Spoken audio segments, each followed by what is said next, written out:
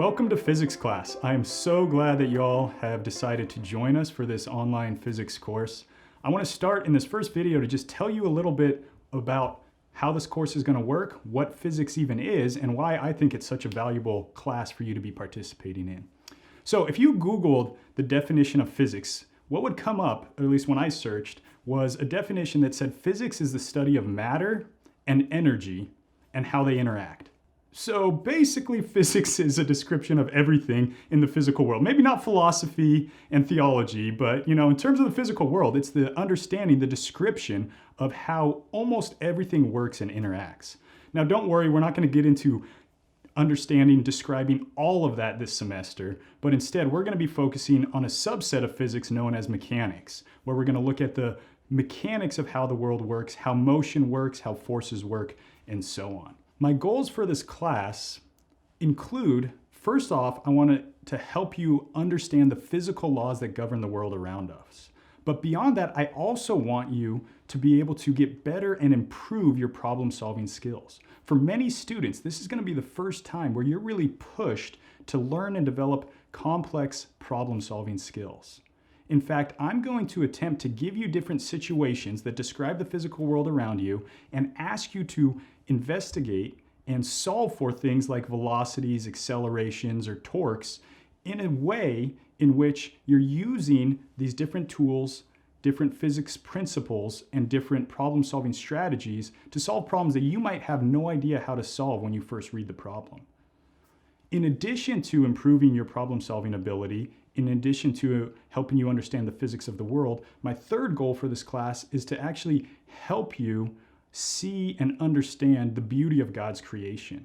The reason why I love physics, the reason why I teach physics and love getting to teach it at a Christian university is because for me, the more I understand about this beautiful, amazing, and crazy physical world we live in, the more I understand about God. I see one small part of God as a creator. And the more I study physics, the more I see aspects of God's nature written into the laws of his creation. And so I hope that I can share some of that with you throughout this semester as well. Now, physics, I believe, is a super valuable course for any students to take, especially people interested in going into medicine or engineering, but even a business major, an accounting major, a nursing major, or a theology major, because physics helps you look at the world in a different way.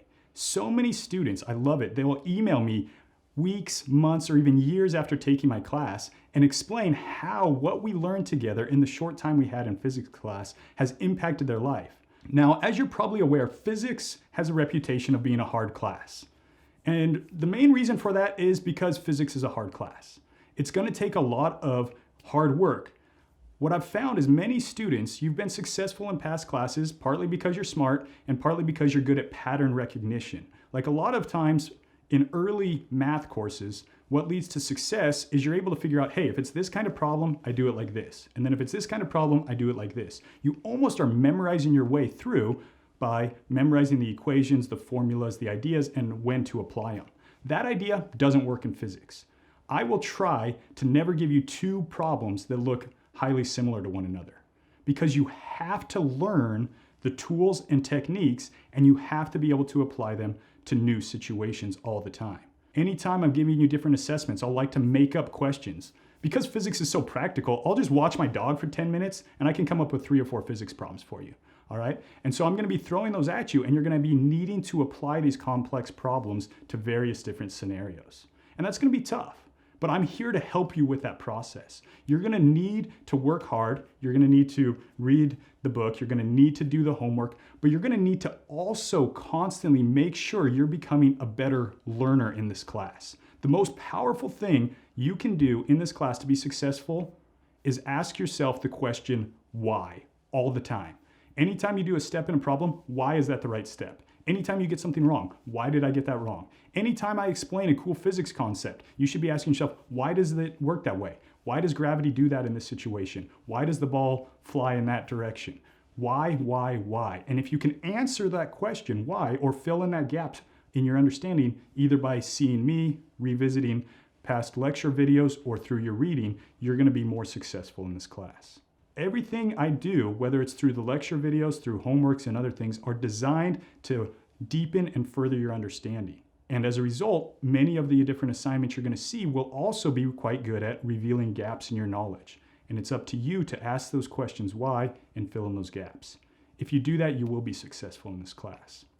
Now we're going to be learning a lot of fun stuff, interesting stuff, and it's going to be a great challenge and really test our perseverance a little bit as we go on. But I hope you have an amazing experience in this class, and I hope, again, not only that you'll learn physics, not only that you'll get better at problem solving, but I actually hope that in our time together, you will deepen your appreciation for God as the creator of the universe.